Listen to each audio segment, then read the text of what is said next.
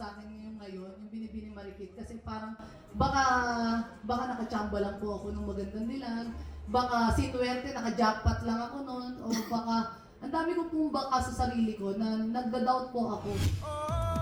Sa gitna ng success ng magandang dilag sa GMA Afternoon Prime noong 2023, puno pa rin daw ng what-ifs si Herlyn Budol.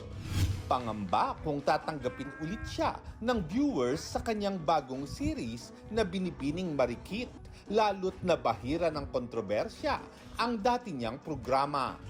Kumalat noon ang screenshots ng umano'y conversation ni Herlyn at leading man na si Rob Gomez. Ayon kay Herlyn, kapag dedicated ka sa trabaho, gagawan ka ng issue.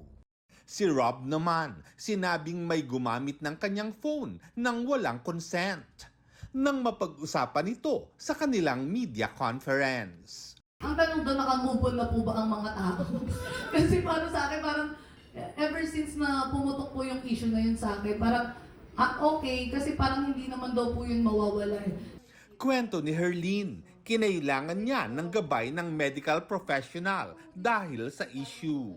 Nagpa-psych din po ako, nagpa-help po ako sa doktor para po mas matanggap po yung mga sinasabi sa akin ng mga tao. Mahirap po yung naging sitwasyon ko noon at ang hirap po mag-move on sa ganong sitwasyon na alam naman po ng Panginoon kung ano yung tama at mali.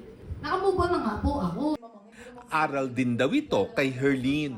Ayoko din po maulit yung trauma na binigay po sa akin nung last co-actor ko, na parang ang bigat na hindi ako naipagtanggol. So, na walang boses na nagsalita.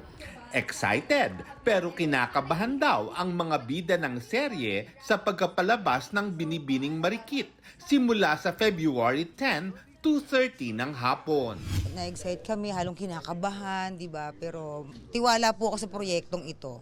Sobrang buhos po ang tiwala namin, maganda po itong proyektong ito, promise.